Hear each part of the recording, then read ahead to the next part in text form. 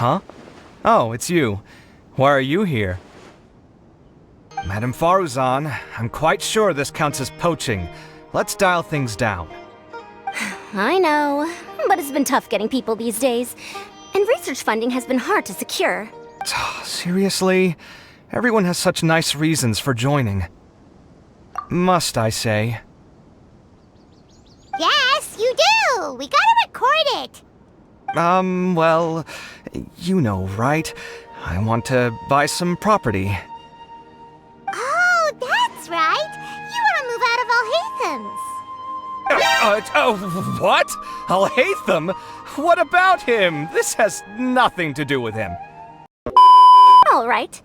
Earlier, you said that you want to use the prize Mora to purchase a home. Where do you live now? Do you live alone? Well...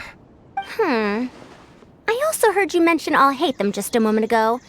Isn't he also from Haravatat? Are you two hiding something from me? No, of course not! Why would you think that?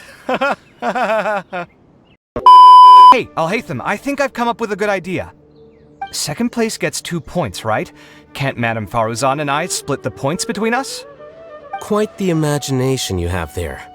I've read the championship handbook from cover to cover, and I never saw any rule which permits that. Then we can just add a rule. Do you really think I'd do that? Oh, come on, you're not going to stand in the way of my victory, are you? Well, you're free to send the organizing committee an application outlining your naive proposal. They'll get back to you within 3 working days. 3 working days? It'll be too late by then. So I'll put the points under Kaveh's name then? No. If I take these points, won't that only detract from your contributions, Madame Faruzan? You might be alright with that, but I cannot do it. Not in good conscience. I don't have any problem with it. There are 2 more rounds after all. Losing one isn't a major setback. But if you insist, I have another method. We can draw lots to see who will receive the points. Lots, huh? What? Is there something wrong with that idea? No. Well, let's do it. All right. I'll get the paper needed for the lots. Give me a moment.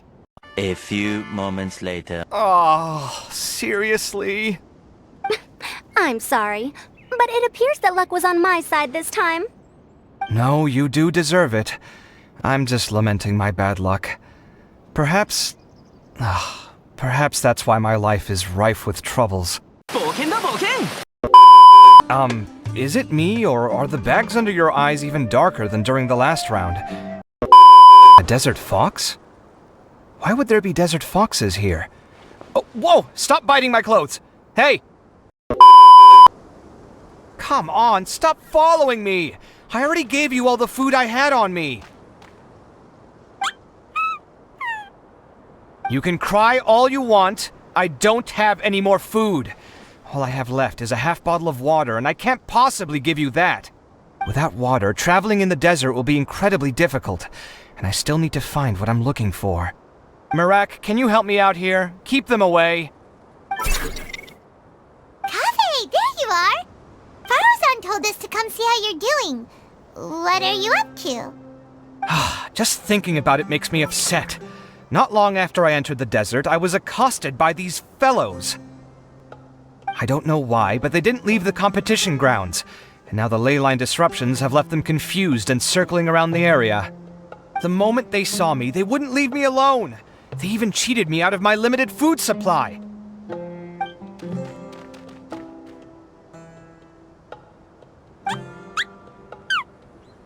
Hey, didn't I ask you to keep them away? Shh, quiet. I'm currently trying to find a way out of here. What about you? Why are you so late? I encountered a lot of lost desert foxes along the way, and I brought them to the outskirts of the competition zone. When I came back, I was absolutely parched. And then I blacked out. Probably from the heat, you know? When I woke up, it was already night. I used the last of my strength to come here. Looks like the second round is over. I wonder who is faster, Kaveh or Madame Faruzan? Huh? Where's Madame Faruzan? She went to get water. She'll be back shortly. We basically arrived at the same time, so we'd like to draw lots again. You get caught up in some things so easily, like drawing lots. I'm not caught up in anything! Don't make it sound like I take pleasure in having bad luck! I'll go get the box and slips of paper for the lots. Please wait a moment. A few moments later. I got it! Did you see that? I won! Congratulations! Looks like Kave's luck's taking a turn for the better. Oh, finally! After all this time! Let's try knocking. No answer? Maybe no one's home. Hello? Oh, hey, Thumb? Are you in? We need your help with something. Oh, it's you two? Oh, Kaveh, you're home. Come on in, I'll get the door for you. We didn't hear a peep when we first knocked. We thought no one was home. Well, I can't be too careful. If someone from the academia came here looking for Alhaitham, and I opened the door for them without thinking, before long the whole city would know that I'm living here. You're pretty conscientious about this, huh? So, what happens if someone comes inside looking for him while you're at home? It's fine, as long as I stay in my own room. Anyway, why would someone just barge in here looking for him? Most people have better things to do. Fair enough. So do you know where he is at the moment? What do you think? Who knows what he does in his free time? All that matters to me is that he's out of the house. I wouldn't call it that. He's just incapable of saying anything pleasant at all. I told him how the second round went. I won the lot draw, remember? Because of good karma, of course. My luck's on the rise. But him, being him... Oh, you wouldn't believe what he said after I was done talking! You're always quick to remind me that you're my upperclassman, and yet you do not problem solve in the manner becoming of an upperclassman. This begs the question of why we attach prestige to seniority at all. What does he mean, manner becoming of an upperclassman? What, am I supposed to earn the title of upperclassman now? And he didn't stop there. He said, I'd encourage you to reflect on why you've ended up having to rely on luck every round. Frankly, it's incomprehensible to me how you've managed to make it to this age without acknowledging the proverbial elephant in the room of your life. Yeah, that does sound like something Alhaitham would say. I've had it with him. Every time I talk to him, it's the same way. He finds a way to infuriate me every single time. He even said that if he really liked one of the contestants, he wouldn't just give them a reward, but his entire estate as well. Oh, that must be worth heaps and heaps of mora. What? Are you serious?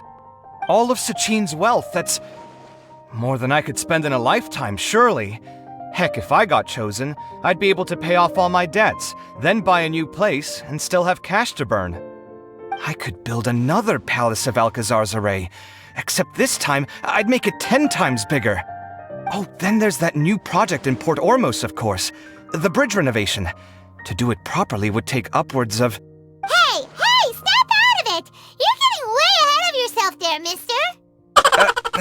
You're right. First I need to focus on winning and moving out of this place.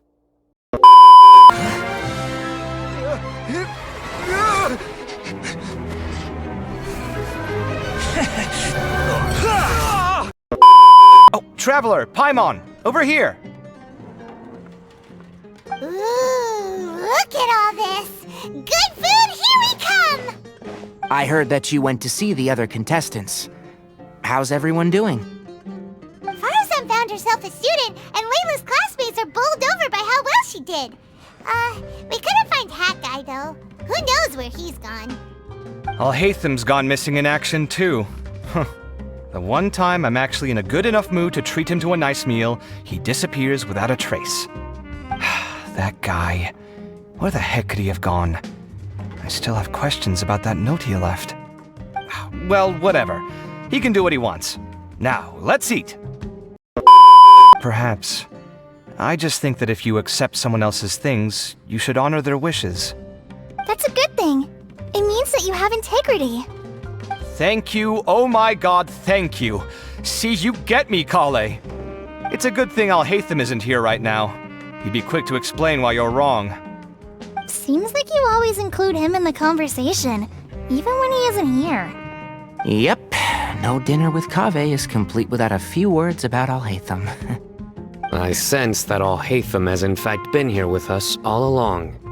He's here? Where? Why didn't you tell me? He lives rent-free in each of our hearts.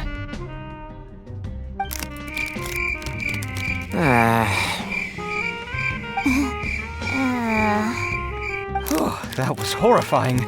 It literally sent chills down my spine. Where were you while the rest of us were eating together? I don't recall being obligated to report my whereabouts to you. Did you go find another hidey hole to read in?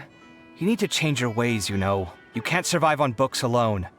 Surviving on meals paid for by you would be harder still. You?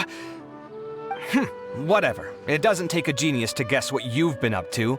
You were investigating Sachin, weren't you? It was obvious from your notes. However, I don't believe his research alone would have been enough to pique your interest. His way of doing things is disturbing, while you...